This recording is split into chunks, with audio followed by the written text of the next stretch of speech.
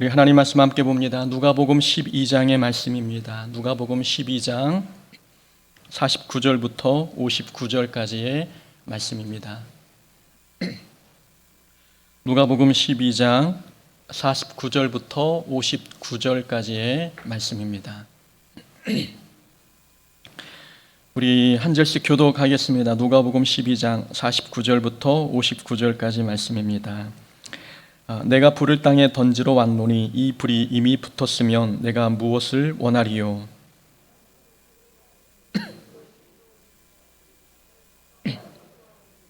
내가 세상에 화평을 주려고 온 줄로 아느냐? 내가 너희에게 이르노니 아니라 도리어 분쟁하게 하려 함이로라.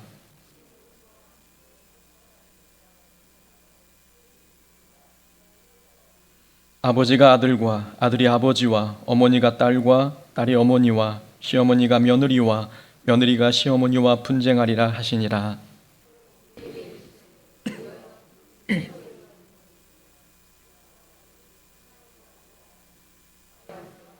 남풍이 부는 것을 보면 말하기를 심히 더우리라 하나니 과연 그러하니라.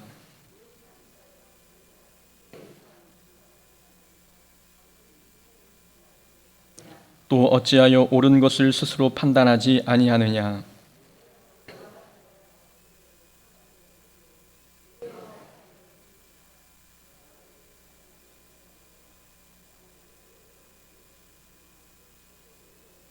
함께 있습니다. 내게 이르노니 한 푼이라도 남김이 없이 갚지 아니하고서는 결코 거기서 나오지 못하리라 하시니라. 아멘. 본문 말씀 통해서 시대를 분별하라 라는 제목으로 말씀 함께 나눕니다. 누가복음 12장 25절부터는 재림과 종말에 관한 내용입니다. 그래서 지난주 수요 예배 우리가 영상으로 함께 예배 드렸는데 설교 제목이 재림신앙이라는 제목이었습니다. 내용을 간단하게 정리해 보면 이렇습니다. 우선 재림신앙이란 기다림입니다 라고 말씀드렸습니다. 기다리되 끝까지, 응답될 때까지, 주님이 오실 때까지 잘 기다려야 한다라고 말씀을 드렸고, 그리고 재림신앙이란 두 번째로 아직의 신앙과 속히의 신앙의 균형이다라고 말씀을 드렸습니다.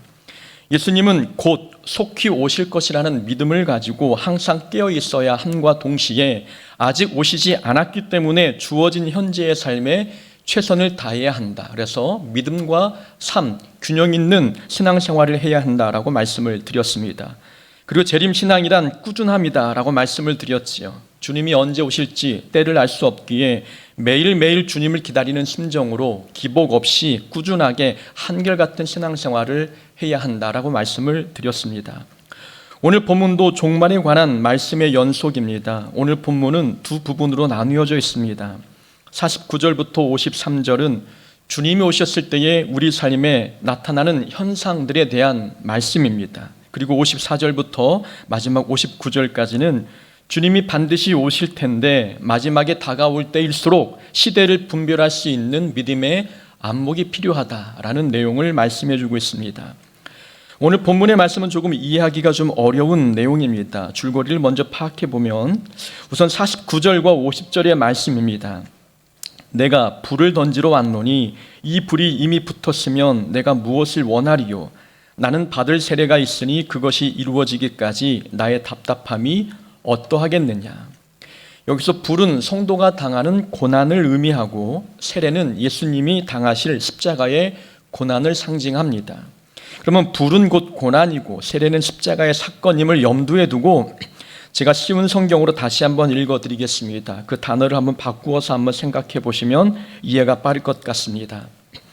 나는 세상에 불을 놓으려고 왔다. 불이 이미 붙었으면 더 바랄 것이 없다.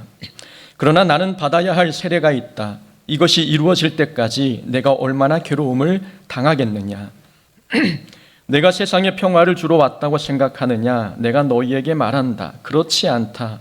오히려 분열을 일으키러 왔다. 지금부터 한 가정에서 5 식구가 서로 나누어질 것이다. 셋이 둘이 셋을 대적할 것이다. 아버지와 아들이 나누어질 것이며 아들이 아버지를, 또 어머니는 딸을, 딸은 어머니를, 시어머니가 며느리를, 며느리가 시어머니를 대적할 것이다 라는 말씀입니다. 예수님은 평화를 주러 오신 것이 아니라 분열을 일으키러 오셨다라고 말씀합니다. 납득하기 어려운 내용 아닙니까? 우리가 예수님이라는 이름을 떠올리면 사랑과 평화라는 단어가 함께 생각이 납니다. 또 예수님 말씀하시기를 나의 평안을 너희에게 주노라. 내가 주는 평안은 세상이 주는 것과 같지 아니하니라 라고 말씀해 주셨습니다. 요한복음에서는 그렇게 세상이 줄 수 없는 평안을 주시겠다 말씀하셨는데, 아이러니하게도 오늘 본문에서는 예수님은 평화를 주러 오신 분이 아니라 분열을 일으키러 오셨다라고 말씀하십니다. 요한복음에서 예수님께서 말씀하신 세상이 줄 수 없는 평안은 하나님과의 관계에서 오는 평안입니다. 죄에 빠진 사람이 예수님의 보혈로 구원을 얻었습니다. 죄로 하나님과 원수가 된 우리가 하나님과의 관계가 회복이 되면 성도의 삶에는 하늘의 평강이 임하게 됩니다. 요한복음에서 말하고 있는 이 평안은 구원받는 성도들이 경험하는 평안을 의미하는 것이지요. 오늘 본문 51절에서 화평을 주려고 온 줄로 생각하지 말라, 이 말씀은 좀 다른 개념입니다. 결론부터 말씀을 드리면 우리가 예수를 믿기로 결심하는 순간 성도는 세상으로부터 핍박을 당한다는 말씀입니다. 예수 믿으면 삶에 늘 화평이 찾아올 것이라고 생각하는데 그렇지 않다는 말씀이죠. 말씀대로 살면 살수록 세상에 핍박과 고통이 찾아온다는 것이 오늘 본문의 내용입니다. 우리가 예수님을 구세주로 영접하는 순간 우리는 하나님의 자녀가 됩니다. 세상에 속한 사람이 하나님의 자녀가 될 때 나타나는 가장 큰 현상은 무엇입니까? 세상이 우리를 핍박하는 겁니다. 사탄의 권세 아래에 있던 사람이 하나님의 자녀가 되었는데 사탄이 우리를 그냥 두겠습니까? 우리가 예수님을 영접하는 순간 세상과의 부절과 분쟁, 또 갈등과 핍박은 어김없이 우리 삶에 찾아오게 되어 있습니다. 세상은 하나님 나라의 가치관과 정면으로 대치되기 때문에 말씀대로 살면 말씀대로 살면서 세상과 아무런 갈등 없기를 바라는 것은 불가능하다라고 우리에게 말씀해 주고 계십니다. 예수님은 분열과 불화를 조장하는 말씀이 아닙니다. 믿음대로 사는 순간 화평은 물러가고 세상으로부터 핍박을 받을 수 있다라는 것이 본문의 뜻인 것이지요. 그리고 그런 핍박은 가장 가까운 가족으로부터 올 수 있다고 말씀합니다. 5 가족이 있는데 셋이 둘과 둘이 셋과 분쟁한다 말씀합니다. 가족일지라도 예수를 믿기 시작하면 믿지 않는 가족들로부터 핍박을 당한다는 뜻입니다. 가족들의 핍박은 당연한 현상이니 핍박을 받아도 상처받지 말고 믿음을 잃지 말라는 뜻을 강조하십니다. 이 말씀을 오해해서 잘못 해석하는 경우가 있습니다. 오늘 말씀은 가족 불화를 합리화시키는 말씀이 아니지요. 믿는 자들은 가정을 화목하게 만들고 하나 되게 하는데 앞장서야 합니다. 믿지 않는 가족이 핍박해도 믿는 자는 사랑과 화평으로 대응해야 합니다. 만약 믿지 않는 시어머니가 며느리를 핍박할 때 만약 어떤 며느리와 시어머니가 분쟁하리라 라는 예수님의 말씀을 핑계로 시어머니와 각을 세우고 대립한다면 오늘 본문의 뜻을 잘못 해석한 겁니다. 오늘 말씀은 믿는 자들이 핍박당한다고 해서 가족과 원수처럼 등을 지라는 그런 말씀이 아닙니다. 예수 믿으면 가족들의 핍박을 받을 수 있으니 이상하게 여기지 말라는 예수님의 당부의 말씀이 오늘 본문의 뜻입니다. 이 줄거리를 통해서 우리가 교훈을 얻을 수 있습니다. 첫 번째 교훈은 신앙생활의 목표는 무분별한 화평이 아니라 구별된 삶이어야 한다. 우리 신앙생활의 목표는 무분별한 화평이 아니라 구별된 삶임을 우리에게 교훈해 줍니다. 51절에서 예수님은 화평을 주려고 온 줄로 생각하지 말라 말씀하셨습니다. 예수님은 화평을 부정하시는 것이 아닙니다. 예수님이 거부하시는 화평은 타협으로 얻어진 화평입니다. 예수님은 진리를 양보하면서까지 얻는 화평, 그 화평을 거부하고 계십니다. 예수 믿는 자들은 화평을 위해 애써야 하지만 예수님은 타협으로 얻는 화평보다는 갈등과 분열이 있다 할지라도 구별된 삶을 사는 것이 더 중요함을 우리에게 말씀하십니다. 타협으로 얻어진 거짓된 화평보다 구별된 삶으로 얻어진 영광스러운 핍박이 더 낫다는 말씀입니다. 무분별한 화평을 위해서 진리를 양보하거나 거룩한 삶을 포기하지 말아야 함을 가르쳐주고 계시는 것이지요. 성도의 신앙생활의 목표는 무분별한 화평이 아닙니다. 세상과 더불어 살되 구별된 삶을 사는 것이 우리 신앙생활의 목표입니다. 다니엘은 남유다가 멸망할 때 바벨론의 포로로 잡혀갔습니다. 다니엘은 바벨론에서 하나님의 은혜로 높은 관직에 올랐지요. 바벨론이 망하고 메데라는 나라가 다시금 지배했을 때에 다니엘은 그 나라에서 그 나라 서열 2위에 올라갔습니다. 다른 총리들이 다니엘을 시기하여 다니엘을 높은 자리에서 끌어내릴 만한 흠집을 찾아 노력했습니다. 하지만 다니엘은 철저히 구별된 삶을 살고 있었기에 흠이 될 만한 것은 아무것도 찾을 수가 없었습니다. 다니엘을 시기한 사람들이 다른 계략을 꾸몄습니다. 왕에게 허락을 받아 누구든 왕이 아닌 다른 사람이나 신에게 구하는 사람은 누구든지 사자굴에 던져넣겠다라는 조서를 작성했습니다. 하루 3번씩 기도하는 다니엘의 이 기도 습관을 역용하려는 속셈이었습니다. 다니엘은 선택해야 했습니다. 삶의 평안을 위해 기도를 포기하는 쪽으로 타협해야 할지, 아니면 고난이 있어도 기도를 포기하지 않고 구별된 삶을 살아야 할지 양자택일을 해야 했습니다. 우리는 결론을 알고 있듯이 다니엘은 기도를 선택했습니다.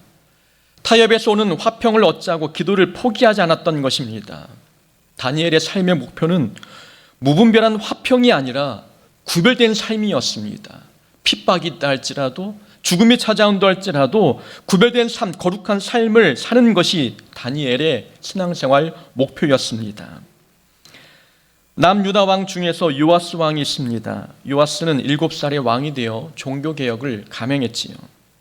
요아스는 여호야다라는 대제사장의 도움으로 북이스라엘로부터 유입된 바알을 비롯한 모든 우상을 타파했습니다.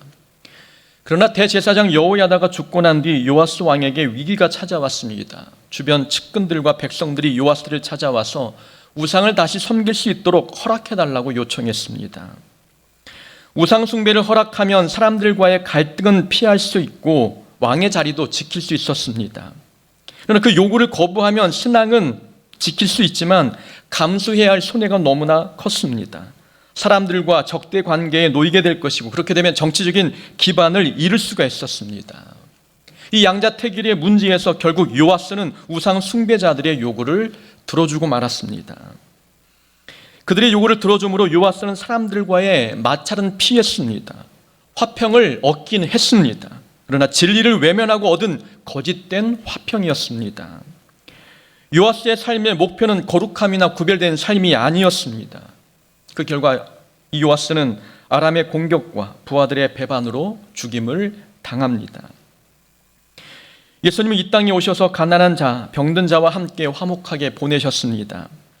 예수님은 사회적 약자들에게 따뜻함, 긍휼함, 사랑과 자비를 베푸셨지요.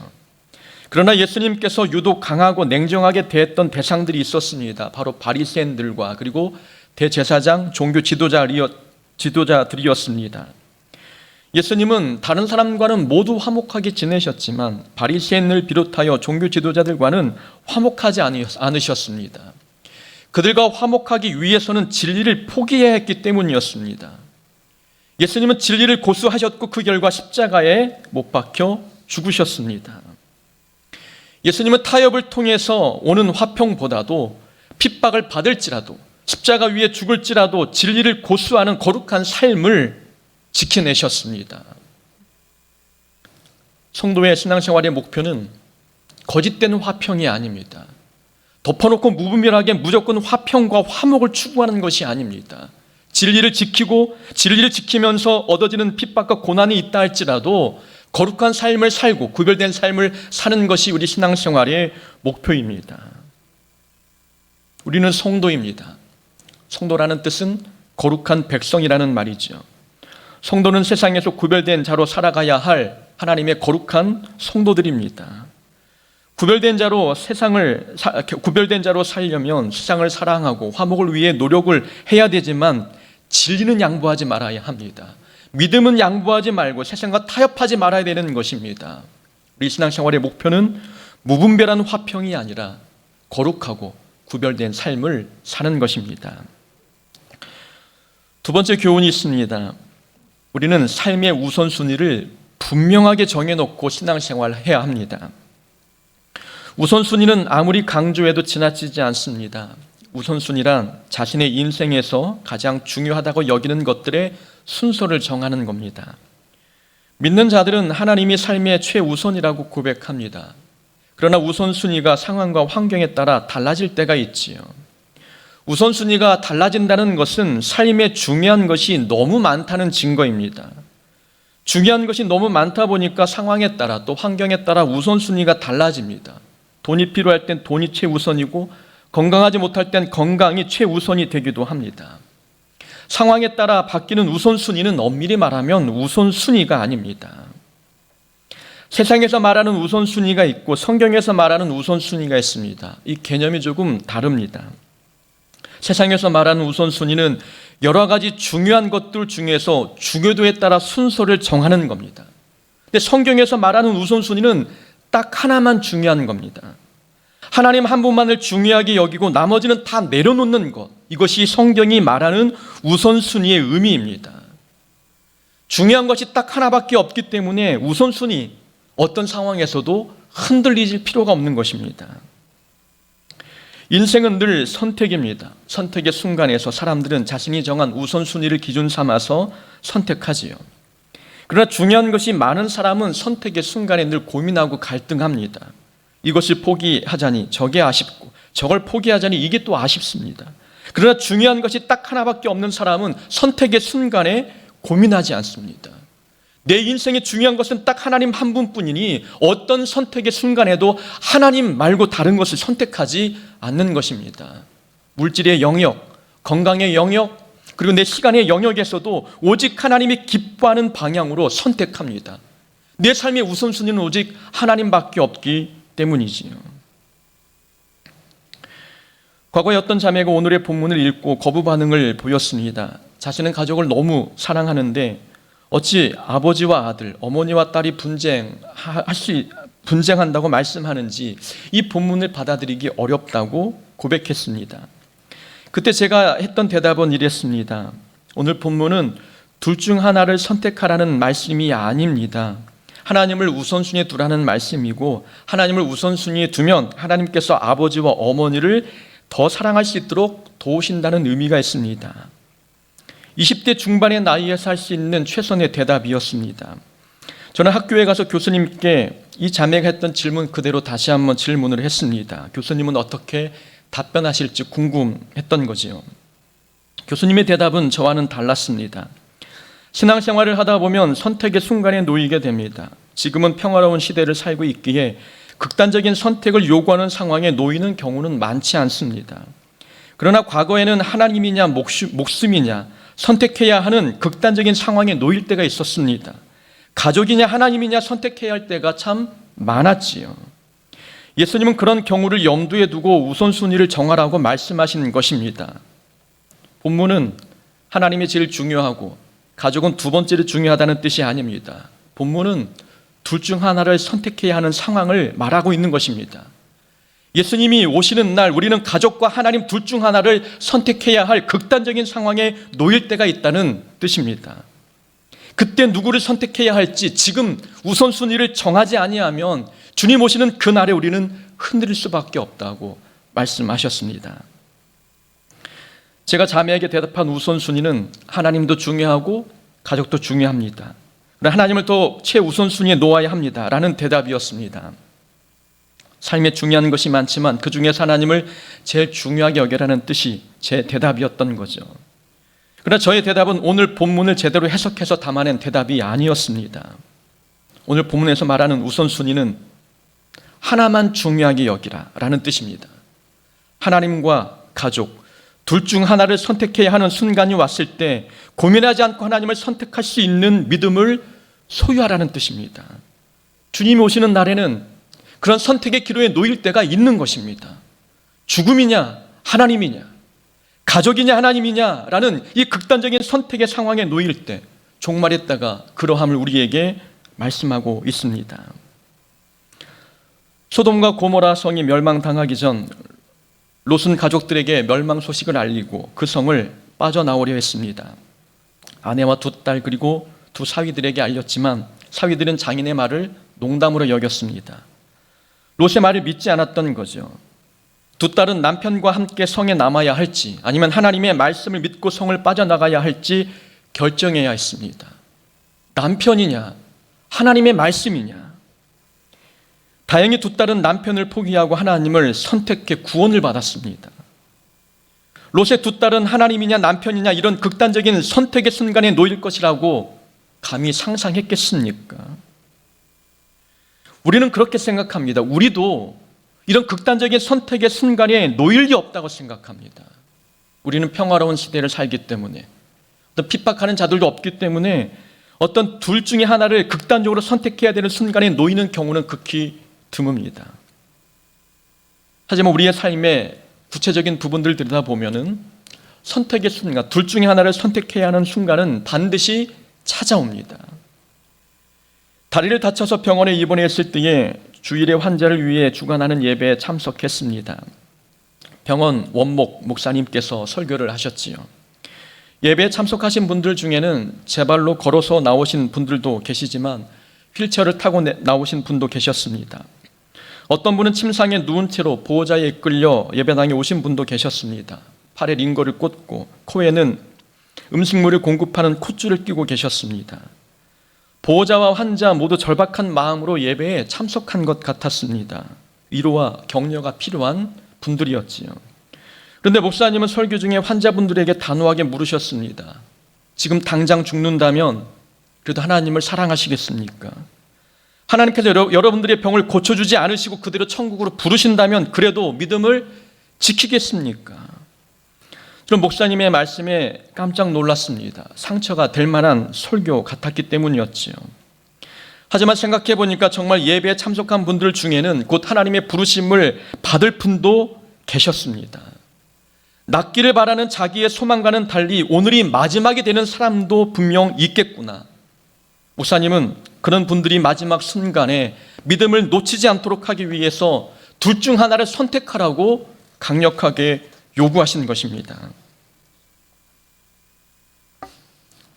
환자분들은 죽음이냐 하나님이냐 둘 중 하나를 선택해야 하는 극단적인 선택의 상황에 놓인 분들이었습니다. 하나님만 소중하고 그 이외에는 다 내려놓을 수 있는 성경적인 우선순위를 가지고 있는 사람은 이런 상황에서도 흔들림이 없습니다. 고민하지 않고 갈등하지 않습니다. 사탄은 우리를 어떤 상황으로 내몰지 아무도 모릅니다. 사탄은 중요한 것과 중요하지 않은 것 사이에서 선택을 요구하지 않습니다. 이런 선택은 너무나 쉽기 때문이죠. 사탄은 우리가 중요하다고 생각하는 것과 또 중요하다고 생각하는 것 사이에서 선택을 요구합니다. 중요한 것과 중요한 것 사이에 선택을 요구할 때 이 선택은 매우 우리를 고민하게 만들고 갈등에 빠지게 만듭니다. 심지어 시험에 들게도 하는 거지요. 주님이 오시는 날에는 더한 선택도 우리에게 요구될 수 있습니다. 목숨이냐 하나님이냐, 가족이냐 하나님이냐라는 선택의 순간으로 내몰릴 수도 있는 것입니다. 우리는 그래서 지금부터 하나님만 중요하고 다른 것은 다 내려놓을 수 있다라는 강건한 우선순위를 정하고 믿음 생활을 해야 합니다. 성경이 말하는 우선순위는 중요한 것 중에 하나님의 최우선이 아니라 하나님만 중요하고 다른 것은 중요하지 않는 것, 이것이 성경이 말하고 있는 우선순위입니다. 54절부터 59절까지는 시대를 분간하라는 말씀입니다. 예수님은 두 가지 비유를 통해서 시대를 분별하라 말씀하셨습니다.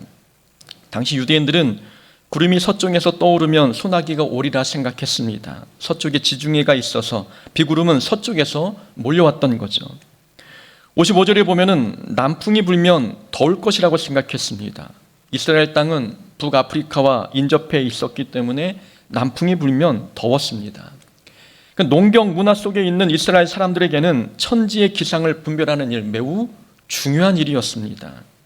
기상을 읽을 수 있어야 비와 뜨거운 바람에 대비할 수 있기 때문이지요. 예수님은 이런 상황에 놓여 있는 유대인들에게 말씀하고 계십니다. 천지의 기상은 분별하면서 어찌 이 시대는 분별하지 않느냐? 영적 현상을 분별할 수 있는 믿음의 안목과 지혜가 부족하다라고 책망하십니다. 57절의 말씀입니다. 쉬운 성경으로 읽어드리겠습니다. 너를 58절입니다. 너를 고소하는 사람과 함께 법정으로 갈 때에 너는 도중에 그 사람과의 문제를 해결하라. 그렇지 않으면 그 사람이 너를 재판관에게 데려가고 또 재판관이 너를 집행관에게 넘겨주어 너를 감옥에 가둘 것이다. 여기서 고발하는 사람은 예수님을 의미하고 재판관은 하나님을 상징합니다. 그 58절의 뜻은 예수님이 이 땅에 오셨을 때 속히 예수님을 믿고 회개하라. 그렇지 않으면 재판관 대신 하나님이 너를 감옥에 가둘 것이다 라는 의미를 내포하고 있습니다. 예수님이 심판주로 오시기 전에 빨리 예수 믿고 구원 얻으라는 뜻입니다. 사람들은 구름이 떠오르면 비가 오고 남풍이 불면 덥겠다는 것은 알면서도 지금이야말로 예수 믿고 구원 얻어야 할 때라는 것을 깨닫지 못하고 있었습니다. 율법에 능통한 유대인들은 율법에 예언한 분이 바로 이 땅에 오신 예수님이심을 믿지 못했던 거죠. 세례 요한이 예수님을 하나님의 아들 곧 메시아로 인정했습니다. 예수님께서 하시는 사역을 보면 포로된 자에게 자유를, 눈먼 자에게 다시 보게 함을 전파하며 눌린 자를 자유케 하신다. 예수님의 사역은 이 구약의 말씀을 성취하는 사역이었습니다. 말씀이 예수님의 사역을 통해서 성취된 것, 이것만 보더라도 예수님은 메시아이심에 틀림이 없었습니다. 기적과 사역과 여러 선지자의 증언을 통해서 예수님이 메시아임을 나타내는 증거는 너무나 많았습니다. 그럼에도 불구하고 영적인 눈이 어두운 백성들은 지금이 예수님을 구세주로 영접해야 할 때임을 깨닫지 못했습니다. 심판의 때가 가까워오고 있는데 영적인 기상을 읽어낼 수 있는 안목이 없으니 가장 중요한 믿음을 준비하지 못하고 허송세월을 보내고 있는 모습들입니다. 하나님은 비가 오기 전에 구름을 보여주시고 더워지기 전에 남풍을 보내십니다. 예고 없이 갑작스럽게 인생의 폭우와 폭염을 보내지 않으신다는 뜻이지요. 무엇인가 사인을 보내시고 난 뒤에 하나님께서 보여주고 싶은 결과물을 보여주는 겁니다. 사인을 보고 읽어낸 사람들은 하나님이 보여주신 결과물을 잘 준비해서 대처할 수가 있게 되는 것이지요. 노아의 시대에도 하나님은 노아를 통해 메시지를 온 백성에게 전하셨습니다.